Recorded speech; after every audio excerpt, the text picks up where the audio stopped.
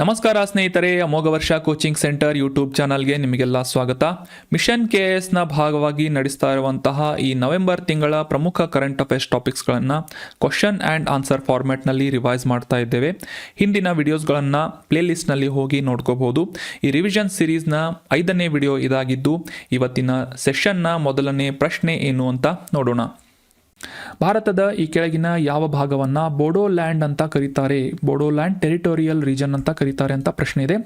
ಆಪ್ಷನ್ಸ್ಗಳಲ್ಲಿ ಮೇಘಾಲಯ, ಅಸ್ಸಾಂ, ನಾಗಾಲ್ಯಾಂಡ್ ಅಥವಾ ಅರುಣಾಚಲ್ ಪ್ರದೇಶ್ ಅಂತ ನೀಡಲಾಗಿದ್ದು ಸರಿಯಾದ ಉತ್ತರ ಅಸ್ಸಾಂ. ಅಸ್ಸಾಂನ ಉತ್ತರ ಭಾಗದಲ್ಲಿರುವಂಥ 4 ಜಿಲ್ಲೆಗಳನ್ನು ಬೋಡೋಲ್ಯಾಂಡ್ ಟೆರಿಟೋರಿಯಲ್ ರೀಜನ್ ಅಂತ ಗುರುತಿಸಲಾಗುತ್ತೆ. Option B Assam is right answer. ಅಸ್ಸಾಂನ ಉತ್ತರ ಭಾಗದಲ್ಲಿರುವಂತಹ ಪ್ರದೇಶವನ್ನು ಬೋಡೋಲ್ಯಾಂಡ್ ಟೆರಿಟೋರಿಯಲ್ ರೀಜನ್. ಈ ಬೋಡೋ ಸಮುದಾಯ ಮತ್ತು ಕೇಂದ್ರ ಸರ್ಕಾರದ ನಡುವೆ 2020ರಲ್ಲಿ ಒಂದು ಶಾಂತಿ ಒಪ್ಪಂದ ಆಗಿತ್ತು. ಇದೇ ಮೊದಲನೇ ಬಾರಿಗೆ ಈ ಬೋಡೋಲ್ಯಾಂಡ್ ಮಹೋತ್ಸವವನ್ನು ಆಚರಿಸಲಾಗ್ತಾ ಇದೆ ಅಂತ ನಾವು ಕಾಂಟೆಕ್ಸ್ಟನ್ನು ಅಂಡರ್ಸ್ಟ್ಯಾಂಡ್ ಮಾಡ್ಕೊಂಡ್ವಿ.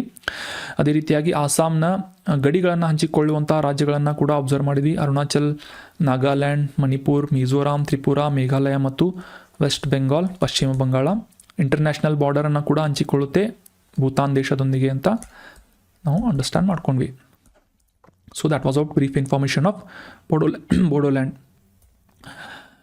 ಮುಂದಿನ ರಿವಿಷನ್ ಪ್ರಶ್ನೆ, ಅಸ್ಸಾಂ ತನ್ನ ಗಡಿಯನ್ನು ಉತ್ತರಕ್ಕೆ ಯಾವ ದೇಶದೊಂದಿಗೆ ಹಂಚಿಕೊಳ್ಳುತ್ತೆ ಅಂತ ಪ್ರಶ್ನೆ ಇದೆ. ಸೊ ಈಗ ತಾನೇ ನಾವು ಡಿಸ್ಕಸ್ ಮಾಡಿದ್ವಿ. ಸರಿಯಾದ ಉತ್ತರ ಆಪ್ಷನ್ ಸಿ, ಭೂತಾನ್ ದೇಶದೊಂದಿಗೆ ಅಸ್ಸಾಂ ತನ್ನ ಗಡಿಯನ್ನು ಹಂಚಿಕೊಳ್ಳುತ್ತೆ. ಅಸ್ಸಾಂನ ಉತ್ತರ ಭಾಗದಲ್ಲಿರುವಂತಹ ದೇಶ ಭೂತಾನ್. ಅದೇ ರೀತಿಯಾಗಿ ಇಲ್ಲಿ ಚೈನಾ ಇದೆ. So that is not the required answer. ಈಗ ಭೂತಾನ್ ಇದೇನಿದೆ ಇಂಟರ್ನ್ಯಾಷನಲ್ ಬಾರ್ಡರನ್ನು ಅಸ್ಸಾಂನೊಂದಿಗೆ ಹಂಚಿಕೊಳ್ಳುತ್ತೆ. ಸೊ ಸರಿಯಾದ ಉತ್ತರ ಭೂತಾನ್. ಸೊ ಇದೇ ಮೊದಲನೇ ಬಾರಿಗೆ ಬೋಡೋಲ್ಯಾಂಡ್ ಮಹೋತ್ಸವವನ್ನು ಆಚರಿಸಲಾಗುತ್ತೆ.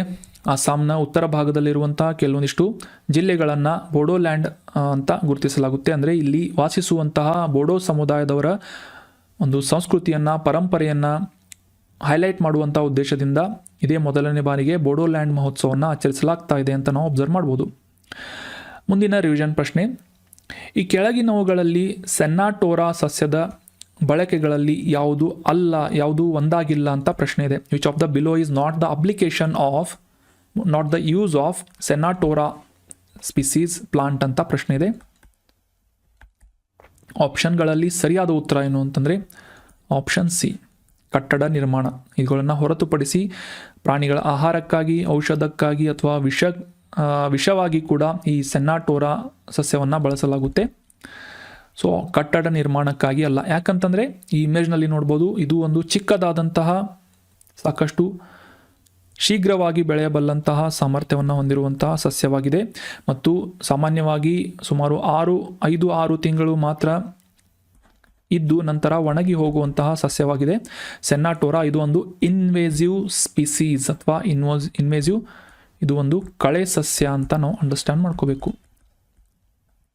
ಇತ್ತೀಚೆಗೆ ಮುದುಮಲೆ ಹುಲಿ ಸಂರಕ್ಷಿತ ಪ್ರದೇಶದಲ್ಲಿ ಈ ಸೆನ್ನಾಟೋರಾ ಸಸ್ಯ ಅತಿಕ್ರಮಿಸ್ತಾ ಬೆಳೀತಾ ಇದೆ. ಇದರಿಂದ ಸ್ಥಳೀಯ ಸಸ್ಯಗಳಿಗೆ ಸಾಕಷ್ಟು ಹಾನಿಯು ಉಂಟಾಗುವಂತಹ ಸಾಧ್ಯತೆ ಇದೆ ಅಂತ ತಮಿಳುನಾಡಿನ ಅರಣ್ಯ ಇಲಾಖೆ ಒಂದು ಮಾಹಿತಿಯನ್ನು ಶೇರ್ ಮಾಡಿತ್ತು. In that context we have discussed about Senna tora plant. ಮುಂದಿನ ರಿವಿಷನ್ ಪ್ರಶ್ನೆ, IUCN ಕೆಂಪು ಪಟ್ಟಿಯಲ್ಲಿ ಬಂಗಾಳ ಹುಲಿಯ ಅಥವಾ ಪ್ಯಾಂಥೆರಾ ಟೈಗ್ರಿಸ್ ಅನ್ನುವ ಪ್ರಜಾತಿಯ ಹುಲಿಯ ಸ್ಥಿತಿ ಏನು? What is the conservation status of Panthera tigris Bengal tiger ಅಂತ ಪ್ರಶ್ನೆ ಇದೆ. ಆಪ್ಷನ್ಸ್ಗಳಲ್ಲಿ ಸರಿಯಾದ ಉತ್ತರ ಆಪ್ಷನ್ ಸಿ, ಎಂಡೇಂಜರ್ಡ್ ಸ್ಪೀಸೀಸ್ ಅಂತ ಡಿಸ್ಕಸ್ ಮಾಡಿದ್ವಿ. ಎಂಡೇಂಜರ್ಡ್ ಸ್ಪೀಸೀಸ್ ಅಥವಾ ಅಳಿವಿನಂಚಿನಲ್ಲಿರುವಂತಹ ಪ್ರಭೇದ ಭಾರತದ ಈ ಬಂಗಾಳ ಹುಲಿ ಅಂತ ನಾವು ಅಂಡರ್ಸ್ಟ್ಯಾಂಡ್ ಮಾಡ್ಕೋಬೇಕು. ಸೊ ಇತ್ತೀಚೆಗೆ ಇದು ಯಾಕೆ ನ್ಯೂಸ್ನಲ್ಲಿತ್ತು ಅಂತಂದರೆ 1972 ನವೆಂಬರ್ 18ನೇ ತಾರೀಕಿನಂದು ಈ ಪ್ಯಾಂಥೆರಾ ಟೈಗ್ರಿಸ್ ಅಥವಾ ಬಂಗಾಳ ಹುಲಿಯನ್ನು ನಮ್ಮ ಭಾರತದ ರಾಷ್ಟ್ರ ಪ್ರಾಣಿ ಅಂತ ಗುರುತಿಸಲಾಯಿತು. ಸೊ ಆ ಒಂದು ದಿನದ ಸ್ಮರಣಾರ್ಥವಾಗಿ ಇತ್ತೀಚೆಗೆ ಈ ಹುಲಿಯ ಬಗ್ಗೆ ನಾವು ಅಂಡರ್ಸ್ಟ್ಯಾಂಡ್ ಮಾಡ್ಕೊಂಡ್ವಿ, ಸಾಕಷ್ಟು ಮಾಹಿತಿಗಳನ್ನು ಸೆನ್ಸಸ್ ಬಗ್ಗೆ ಡಿಸ್ಕಸ್ ಮಾಡಿದ್ವಿ. ಅದೇ ರೀತಿಯಾಗಿ ಇದರ ಕನ್ಸರ್ವೇಷನ್ ಸ್ಟೇಟಸನ್ನು IUCN ಕೆಂಪು ಪಟ್ಟಿಯಲ್ಲಿ ಎಂಡೇಂಜರ್ಡ್ ಅಂತ ನೀಡಲಾಗಿದೆ. ಸೈಟ್ಸ್ನ ಅಪೆಂಡಿಕ್ಸ್ 1ರಲ್ಲೂ ಕೂಡ ಹೆಚ್ಚಿನ ಪ್ರಮಾಣದ ಒಂದು ಸಂರಕ್ಷಣೆಯನ್ನು ಒದಗಿಸಲಾಗಿದೆ. ನಮ್ಮ ಭಾರತದ 1972ರ ವನ್ಯಜೀವಿ ಸಂರಕ್ಷಣಾ ಕಾಯ್ದೆಯ ಅಡಿಯಲ್ಲಿ ಇದಕ್ಕೆ ಶೆಡ್ಯೂಲ್ 1ರಲ್ಲಿ ಅತಿ ಹೆಚ್ಚಿನ ಒಂದು ಸಂರಕ್ಷಣೆಯ ಸ್ಥಿತಿಯನ್ನು ನೀಡಲಾಗಿದೆ ಅಂತ ನಾವು ಅಬ್ಸರ್ವ್ ಮಾಡಬೇಕು. ಮುಂದಿನ ರಿವಿಷನ್ ಪ್ರಶ್ನೆ, 2024ರ ಮಿಸ್ ಯೂನಿವರ್ಸ್ ವಿಶ್ವ ಸುಂದರಿ ಪ್ರಶಸ್ತಿಯನ್ನು ಯಾರು ಗೆದ್ದಿದ್ದಾರೆ ಅಂತ ಪ್ರಶ್ನೆ ಇದೆ. ಸರಿಯಾದ ಉತ್ತರ, ಮೊದಲನೇ ಬಾರಿಗೆ ಡೆನ್ಮಾರ್ಕ್ ದೇಶದ ಸುಂದರಿಯಾದಂತಹ ವಿಕ್ಟೋರಿಯಾ ಕೆಜಿರ್ ಥಿಲ್ವಿಗ್ ಅವರು ಮಿಸ್ ಯೂನಿವರ್ಸ್ ಪ್ರಶಸ್ತಿಯನ್ನು ಗೆದ್ದಿದ್ದಾರೆ ಅನ್ನೋದು ಸರಿಯಾದಂಥ ಆನ್ಸರ್ ಆಗುತ್ತೆ. Option D is right answer. 2024ರ ಮಿಸ್ ಯೂನಿವರ್ಸ್ ಕಾಂಟೆಸ್ಟನ್ನು ಮೆಕ್ಸಿಕೋದಲ್ಲಿ ಆಯೋಜನೆ ಮಾಡಲಾಗಿತ್ತು. ಈ ಸಂದರ್ಭದಲ್ಲಿ ಡೆನ್ಮಾರ್ಕ್ ದೇಶದ ಸುಂದರಿಯಾದಂತಹ ವಿಕ್ಟೋರಿಯಾ ಕೆಜೆರ್ ತಿಲ್ವಿಗ್ ಅವರು, ಇಮೇಜ್ನಲ್ಲಿ ಕಾಣ್ತಾ ಇರುವಂತಹ ಹ್ಯೂಮನ್ ಬಾರ್ಬಿ ಅಂತ ಕರೆಸಿಕೊಳ್ಳುವಂತಹ ವಿಕ್ಟೋರಿಯಾ ಕೆಜೆರ್ ಥಿಲ್ವಿಗ್ ಅವರು ಡೆನ್ಮಾರ್ಕ್ ದೇಶದ ಮೊದಲ ವಿಶ್ವ ಸುಂದರಿ ಕಿರೀಟವನ್ನು ಧರಿಸಿದ್ದಾರೆ ಅಂತ ನಾವು ಅಬ್ಸರ್ವ್ ಮಾಡಿದ್ವಿ. ಕರ್ನಾಟಕದಲ್ಲಿ ಅತಿ ಹೆಚ್ಚು ಲೋಕಸಭಾ ಮತದಾರರನ್ನು ಹೊಂದಿರುವಂತಹ ಚುನಾವಣಾ ಕ್ಷೇತ್ರ ಯಾವುದು ಅಂತ, which of the below constituency holds the largest number of Lok Sabha voters ಅಂತ ಪ್ರಶ್ನೆ ಇದ್ದು, ಆಪ್ಷನ್ಸ್ಗಳಲ್ಲಿ ಸರಿಯಾದ ಉತ್ತರ ಏನು ಅಂತಂದರೆ ಆಪ್ಷನ್ 4, ಬೆಂಗಳೂರು ಉತ್ತರ ಚುನಾವಣಾ ಕ್ಷೇತ್ರ ಅತಿ ಹೆಚ್ಚು ಲೋಕಸಭಾ ಮತದಾರರನ್ನು ಹೊಂದಿರುವಂತಹ ಕರ್ನಾಟಕದ ಒಂದು ಚುನಾವಣಾ ಕ್ಷೇತ್ರ ಆಗಿದೆ ಅನ್ನೋದು ಸರಿಯಾದಂಥ ಆನ್ಸರ್ ಆಗುತ್ತೆ. Option 4 is right answer. ಕರ್ನಾಟಕದ ಬೆಂಗಳೂರು ಉತ್ತರ ಚುನಾವಣಾ ಕ್ಷೇತ್ರ ಏನಿದೆ 31,30,000 ಮತದಾರರನ್ನು ಹೊಂದಿರುವಂತಹ ಕರ್ನಾಟಕದ ಅತಿ ದೊಡ್ಡ ಲೋಕಸಭಾ ಚುನಾವಣಾ ಕ್ಷೇತ್ರ ಆಗಿದೆ ಅನ್ನೋದು ಸರಿಯಾದಂಥ ಆನ್ಸರ್ ಆಗುತ್ತೆ. ಸೊ ನೆನ್ಪಿಟ್ಕೊಳ್ಳಿ, ವೆರಿ ಇಂಪಾರ್ಟೆಂಟ್. ಅದೇ ರೀತಿಯಾಗಿ ನಮ್ಮ ಕರ್ನಾಟಕದ ಉಡುಪಿ ಮತ್ತು ಚಿಕ್ಕಮಗಳೂರು ಚುನಾವಣಾ ಕ್ಷೇತ್ರ ಏನಿದೆ ಸುಮಾರು 15.65 ಲಕ್ಷ ಮತದಾರರೊಂದಿಗೆ ಅತಿ ಕಡಿಮೆ ಮತದಾರರನ್ನು ಹೊಂದಿರುವಂತಹ, ಅಂದರೆ ಲೋಕಸಭಾ ಮತದಾರರನ್ನು ಹೊಂದಿರುವಂತಹ ಚುನಾವಣಾ ಕ್ಷೇತ್ರ ಆಗಿದೆ ಅಂತ ಕೂಡ ನಾವು ಅಂಡರ್ಸ್ಟ್ಯಾಂಡ್ ಮಾಡ್ಕೋಬೇಕು. Largest is north Bengaluru. ಅದೇ ರೀತಿಯಾಗಿ ಅತಿ ಕಡಿಮೆ ಯಾವುದು ಅಂತಂದರೆ ಉಡುಪಿ ಮತ್ತು ಚಿಕ್ಕಮಗಳೂರು ಜಿಲ್ಲೆಯ ಒಂದು ಮತದಾನ ಕ್ಷೇತ್ರ ಅಥವಾ ಕಾನ್ಸ್ಟಿಟ್ಯೂಯೆನ್ಸಿ ಅಂತ ನಾವು ನೆನ್ಪಿಟ್ಕೋಬೇಕು. ಇನ್ನು ನಮಗೆಲ್ಲ ಗೊತ್ತಿರುವ ಹಾಗೆ ಡಿಲಿಮಿಟೇಷನ್ ಆರ್ಟಿಕಲ್ 82ರ ಅಡಿಯಲ್ಲಿ, ಅಂದರೆ ನಮ್ಮ ಸಂವಿಧಾನದ ಆರ್ಟಿಕಲ್ 82ರ ಅಡಿಯಲ್ಲಿ ಡಿಲಿಮಿಟೇಷನ್ ಕಮಿಷನ್ ಮೂಲಕ ಪ್ರತಿ ಸೆನ್ಸಸ್ ಅಥವಾ 10 ವರ್ಷಗಳಿಗೊಮ್ಮೆ ನಡೆಯುವಂತಹ ಗಣತಿ ಕಂಪ್ಲೀಟ್ ಆದಮೇಲೆ ಈ ವಿಧಾನಸಭಾ ಕ್ಷೇತ್ರಗಳನ್ನು ಮತ್ತು ಲೋಕಸಭಾ ಕ್ಷೇತ್ರಗಳನ್ನು, ಚುನಾವಣಾ ಕ್ಷೇತ್ರಗಳನ್ನು ವಿಭಾಗೀಕರಿಸಲಾಗುತ್ತೆ ಅಥವಾ ಟೆರಿಟರಿಯನ್ನು ನಿಗದಿಪಡಿಸಲಾಗುತ್ತೆ ಅಂತ ನಮಗೆಲ್ಲ ಗೊತ್ತಿರುವಂಥ ವಿಚಾರ. ಸೊ ನೆನಪಿಲ್ಲ ಅಂದರೂ ಕೂಡ ನೆನಪಿಟ್ಕೊಳ್ಳಿ, ಆರ್ಟಿಕಲ್ 82 ಡಿಲಿಮಿಟೇಷನ್ ಕಮಿಷನ್ ಮೂಲಕ ಪ್ರತಿ ಸೆನ್ಸಸ್ ಕಂಪ್ಲೀಟ್ ಆದ ನಂತರ ಈ ಲೋಕಸಭಾ ಚುನಾವಣಾ ಕ್ಷೇತ್ರ ಮತ್ತು ವಿಧಾನಸಭಾ ಚುನಾವಣಾ ಕ್ಷೇತ್ರಗಳನ್ನು ನಿಗದಿಪಡಿಸಲಾಗುತ್ತೆ ಅಂತ, ಅವುಗಳ ಒಂದು ಬಾರ್ಡರನ್ನು ನಿಗದಿಪಡಿಸಲಾಗುತ್ತೆ ಅಂತ ನಾವು ಅಂಡರ್ಸ್ಟ್ಯಾಂಡ್ ಮಾಡ್ಕೋಬೇಕು. ಅದೇ ರೀತಿಯಾಗಿ ನಮ್ಮ ಕರ್ನಾಟಕದ 224 ವಿಧಾನಸಭಾ ಕ್ಷೇತ್ರಗಳ ಪೈಕಿ ಬೆಂಗಳೂರು ದಕ್ಷಿಣ ಏನಿದೆ, ಇದು ಅತಿ ಹೆಚ್ಚು ವಿಧಾನಸಭಾ ಮತದಾರರನ್ನು ಹೊಂದಿರುವಂತಹ ಒಂದು ಕಾನ್ಸ್ಟಿಟ್ಯೂಯೆನ್ಸಿ ಅಥವಾ ಮತದಾನ ಕ್ಷೇತ್ರ ಅಂತ ನಾವು ಅಬ್ಸರ್ವ್ ಮಾಡಬೇಕು. ಇಲ್ಲಿ ಅಂದರೆ ಬೆಂಗಳೂರು ದಕ್ಷಿಣದಲ್ಲಿ 7.17 ಲಕ್ಷ ಜನ ಮತದಾರರನ್ನು ಹೊಂದಿದೆ ಅಂತ ನಾವು ಇಲ್ಲಿ ಅಬ್ಸರ್ವ್ ಮಾಡಬೇಕು. MP ಎಲೆಕ್ಷನ್ಗೆ ಸಂಬಂಧಪಟ್ಟಂತೆ ನಾರ್ತ್ ಬೆಂಗಳೂರು ಅತಿ ಹೆಚ್ಚು ಮತದಾರರನ್ನು ಹೊಂದಿದೆ. ಈ ಲೆಜಿಸ್ಲೇಟಿವ್ ಅಸೆಂಬ್ಲಿಗೆ ಸಂಬಂಧಪಟ್ಟಂತೆ ದಕ್ಷಿಣ ಬೆಂಗಳೂರು ಕಾನ್ಸ್ಟಿಟ್ಯೂಯೆನ್ಸಿ ಏನಿದೆ ಅತಿ ಹೆಚ್ಚು ಮತದಾರರನ್ನು ಹೊಂದಿರುವಂತಹ ಮತದಾನ ಕ್ಷೇತ್ರ ಆಗಿದೆ ಅಂತ ನಾವು ಅಬ್ಸರ್ವ್ ಮಾಡಬೇಕು. ಅದೇ ರೀತಿಯಾಗಿ ಚಿಕ್ಕಮಗಳೂರು ಜಿಲ್ಲೆಯ ಶೃಂಗೇರಿ ವಿಧಾನಸಭಾ ಕ್ಷೇತ್ರ ಏನಿದೆ ಅತಿ ಕಡಿಮೆ ಮತದಾರರನ್ನು, ಅಂದರೆ 1.67 ಲಕ್ಷ ಮತದಾರರನ್ನು ಹೊಂದಿರುವಂತಹ ಒಂದು ಅತಿ ಚಿಕ್ಕ ಮತದಾನ ಕ್ಷೇತ್ರ ಆಗಿದೆ, ಕಾನ್ಸ್ಟಿಟ್ಯೂಯೆನ್ಸಿ ಆಗಿದೆ. ಯಾವುದು? ಶೃಂಗೇರಿ ವಿಧಾನಸಭಾ ಕ್ಷೇತ್ರ. ಅತಿ ಕಡಿಮೆ, ಅತಿ ಹೆಚ್ಚು ಅಂತಂದರೆ ದಕ್ಷಿಣ ಬೆಂಗಳೂರು. ಸೊ ಕ್ಲಿಯರ್ ಆಯಿತು ಅಂತ ಅನ್ಕೋತೀನಿ. ನೂಗು ವೈಲ್ಡ್ ಲೈಫ್ ಸ್ಯಾಂಕ್ಚುರಿ ಎಲ್ಲಿದೆ ಅಂತ ಸಿಂಪಲ್ ಪ್ರಶ್ನೆ. ನಮ್ಮ ಕರ್ನಾಟಕದಲ್ಲಿದೆ ಅಂತ ನಮಗೆಲ್ಲ ಗೊತ್ತು, ಆದರೆ ಯಾವ ಜಿಲ್ಲೆ ಅಂತ ಗುರುತಿಸಬೇಕು. ಆಪ್ಷನ್ಸ್ಗಳಲ್ಲಿ ಸರಿಯಾದ ಉತ್ತರ ಮೈಸೂರು ಜಿಲ್ಲೆಯಲ್ಲಿ ನೂಗು ವೈಲ್ಡ್ ಲೈಫ್ ಸ್ಯಾಂಕ್ಚುರಿ ಅಥವಾ ವನ್ಯಜೀವಿ ಅಭಯಾರಣ್ಯ ಲೊಕೇಟ್ ಆಗಿದೆ. Option C is right answer. ಸಾಕಷ್ಟು ವೈವಿಧ್ಯಮಯ ಪ್ರಾಣಿ ಮತ್ತು ಸಸ್ಯವರ್ಗವನ್ನು ಹೊಂದಿರುವಂತಹ ಬಂಡೀಪುರ ಹುಲಿ ಸಂರಕ್ಷಿತ ಪ್ರದೇಶದ ಉತ್ತರ ಭಾಗದಲ್ಲಿ ನಮ್ಮ ಕರ್ನಾಟಕದ ಮೈಸೂರು ಜಿಲ್ಲೆಯಲ್ಲಿ ನೂಗು ವೈಲ್ಡ್ ಲೈಫ್ ಸ್ಯಾಂಕ್ಚುರಿ ಲೊಕೇಟ್ ಆಗಿದೆ. ಇದು ನೀಲಗಿರಿ ಬಯೋಸ್ಫಿಯರ್ ರಿಸರ್ವ್ನ ಒಂದು ಭಾಗ ಅಂತ ಕೂಡ ನಾವು ಇದನ್ನು ಅಬ್ಸರ್ವ್ ಮಾಡ್ಬೋದು. ಮುಂದಿನ ರಿವಿಷನ್ ಪ್ರಶ್ನೆ, IUCN ಕೆಂಪು ಪಟ್ಟಿಯಲ್ಲಿ ಕಿಂಗ್ ಕೋಬ್ರಾ ಅಥವಾ ಕಾಳಿಂಗ ಸರ್ಪದ ರಕ್ಷಣಾ ಸ್ಥಿತಿ ಏನು ಅಂತ ಪ್ರಶ್ನೆ ಇದೆ. What is the conservation status of king cobra in IUCN red list ಅಂತ ಪ್ರಶ್ನೆ ಇದ್ದು, ಆಪ್ಷನ್ಸ್ಗಳಲ್ಲಿ ಸರಿಯಾದ ಉತ್ತರ ಆಪ್ಷನ್ ಸಿ, ವಲ್ನರೇಬಲ್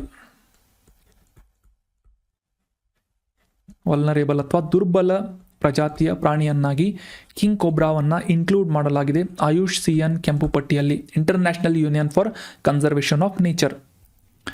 ಇತ್ತೀಚೆಗೆ ನಮ್ಮ ಆಗುಂಬೆಯ ವನ್ಯಜೀವಿ ಶಾಸ್ತ್ರಜ್ಞರಿಂದ ಕಿಂಗ್ ಕೋಬ್ರಾದ 4 ವಿಭಿನ್ನ ಪ್ರಜಾತಿಗಳಿವೆ ಅಂತ ಒಂದು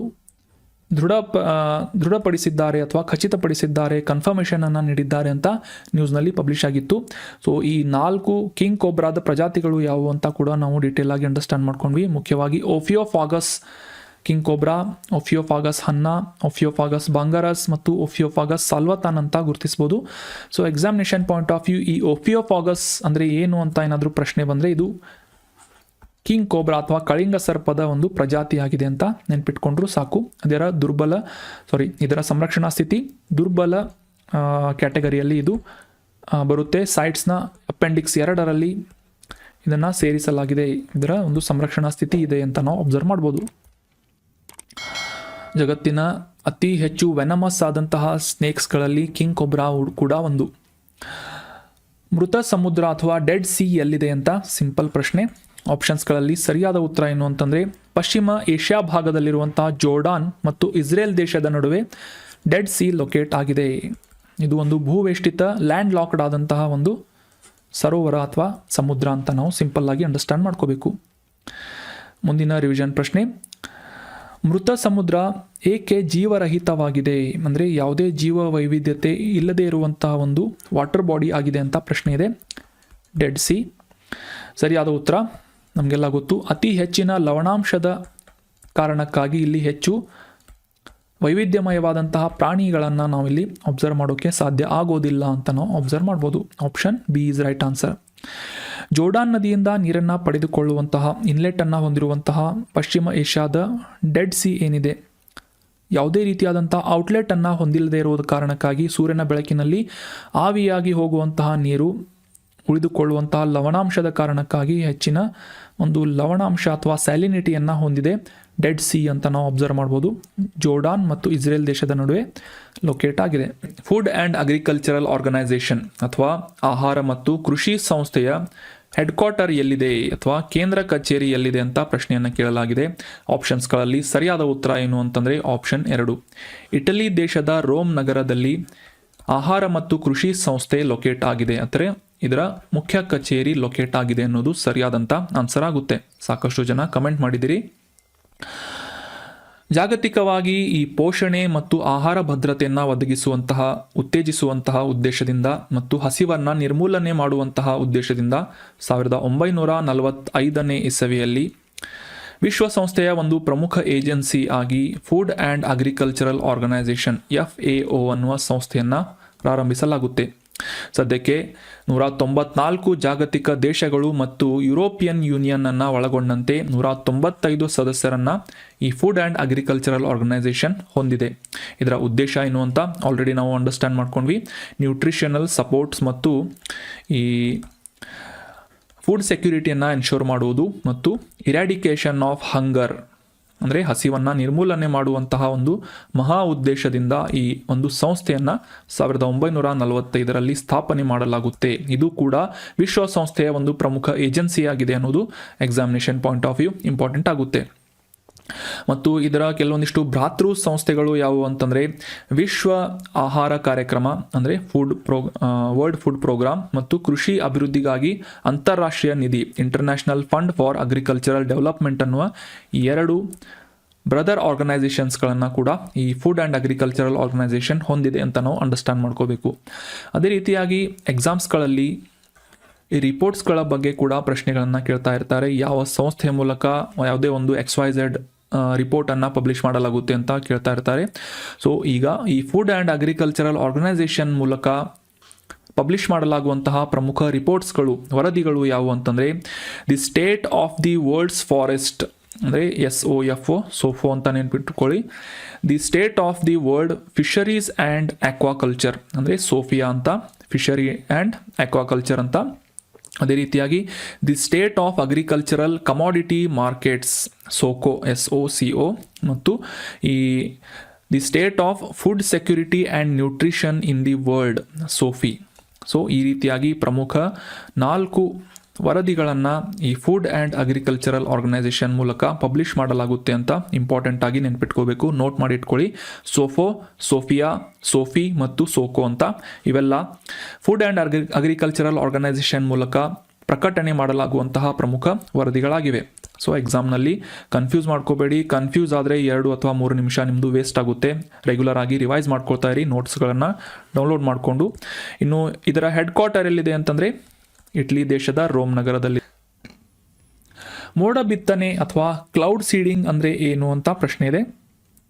ಆರ್ಟಿಫಿಷಿಯಲ್ ರೇನ್ಗೆ ಸಂಬಂಧಪಟ್ಟಂಥ ಪ್ರಶ್ನೆ ಇದು. ಆಪ್ಷನ್ಸ್ಗಳಲ್ಲಿ ಸರಿಯಾದ ಉತ್ತರ ಏನು ಅಂತಂದರೆ ಆಪ್ಷನ್ ಬಿ, ಮಳೆಯನ್ನು ಹೆಚ್ಚಿಸಲು ಹವಾಮಾನ ಮಾರ್ಪಾಡು ಮಾಡುವಂತಹ ಒಂದು ತಂತ್ರವನ್ನು ಕ್ಲೌಡ್ ಸೀಡಿಂಗ್ ಅಂತ ಕರೆಯಲಾಗುತ್ತೆ. ಸಾಕಷ್ಟು ಜನರಲಿಸ್ಟಿಕ್ ಆದಂತಹ ಸ್ಟೇಟ್ಮೆಂಟ್ ಆಗಿದೆ, ಆದರೂ ನಿಮಗೆ ಕಾನ್ಸೆಪ್ಟ್ ಅಂಡರ್ಸ್ಟ್ಯಾಂಡ್ ಆಗಿದ್ದರೆ ಸಿಂಪಲ್ ಆಗಿ ಈ ರೀತಿಯಾದಂಥ ಪ್ರಶ್ನೆಗಳನ್ನು ನೀವು ಅಬ್ಸರ್ವ್ ಮಾಡ್ಬೋದು ಅಥವಾ ಆನ್ಸರ್ ಮಾಡ್ಬೋದು. ಮಳೆಯನ್ನು ಹೆಚ್ಚಿಸುವಂತಹ ನಿಟ್ಟಿನಲ್ಲಿ ಹವಾಮಾನದ ಮಾರ್ಪಾಟು ತಂತ್ರ ಅಂತ ಸರಿಯಾದಂಥ ಆನ್ಸರ್ ಆಗುತ್ತೆ. ಮುಂದಿನ ರಿವಿಷನ್ ಪ್ರಶ್ನೆ, ಮಳೆಯನ್ನು ಉತ್ತೇಜಿಸಲು ಮೋಡ ಬಿತ್ತನೆಯಲ್ಲಿ ಯಾವ ವಸ್ತುವನ್ನು ಸಾಮಾನ್ಯವಾಗಿ ಬಳಸಲಾಗುತ್ತೆ ಅಂತ ಪ್ರಶ್ನೆ ಇದೆ. ಆಪ್ಷನ್ಸ್ಗಳಲ್ಲಿ ಸರಿಯಾದ ಉತ್ತರ ಆಪ್ಷನ್ ಬಿ, ಸಿಲ್ವರ್ ಅಯೋಡೈಡ್ ಅಥವಾ ಈ ಡ್ರೈ ಐಸ್ ಅನ್ನುವ ಕೆಮಿಕಲನ್ನು ಬಳಸುವುದರ ಮೂಲಕ ಮೋಡ ಬಿತ್ತನೆಯ ಪ್ರಕ್ರಿಯೆಯನ್ನು ನಡೆಸಲಾಗುತ್ತೆ. ಇದರಿಂದ ಮಳೆಯನ್ನು ಸುರಿಸುವಂತಹ ನಿಟ್ಟಿನಲ್ಲಿ ಪ್ರಯತ್ನಗಳನ್ನು ನಡೆಸಲಾಗುತ್ತೆ. ಕೃತಕವಾದಂತಹ ಮಳೆಯನ್ನು ಅಂತ ನಾವು ಅಂಡರ್ಸ್ಟ್ಯಾಂಡ್ ಮಾಡ್ಕೋಬಹುದು. ಇತ್ತೀಚೆಗೆ ದೆಹಲಿಯ ವಾಯು ಮಾಲಿನ್ಯವನ್ನು ಕಡಿಮೆ ಮಾಡುವಂತಹ ನಿಟ್ಟಿನಲ್ಲಿ ಅಲ್ಪಾವಧಿ ಪರಿಹಾರವಾಗಿ ಮೋಡ ಬಿತ್ತನೆಯ ಕಾರ್ಯಕ್ರಮವನ್ನು ನಡೆಸಲಾಗ್ತಾ ಇದೆ. ಮುಖ್ಯವಾಗಿ ಸಿಲ್ವರ್ ಅಯೋಡೈಡ್ ಮತ್ತು ಡ್ರೈ ಐಸ್ನಂತಹ ಕೆಮಿಕಲ್ಸ್ಗಳನ್ನು ಮೋಡಗಳ ಮೇಲೆ ಸಿಂಪಡಣೆ ಮಾಡುವುದರ ಮೂಲಕ ಕೃತಕ ಮಳೆಯನ್ನು ಸುರಿಸುವಂತಹ ನಿಟ್ಟಿನಲ್ಲಿ ಕ್ರಮಗಳನ್ನು ಕೈಗೊಳ್ಳಲಾಗ್ತಾ ಇದೆ. ಇದರಿಂದ ವಾಯು ಮಾಲಿನ್ಯವನ್ನು ಕಡಿಮೆ ಮಾಡುವಂತಹ ಒಂದು ಟೆಂಪರರಿ ಸೊಲ್ಯೂಷನ್ ಆಗಿದೆ ಅಂತ ನಾವಿಲ್ಲಿ ಅಬ್ಸರ್ವ್ ಮಾಡಬಹುದು.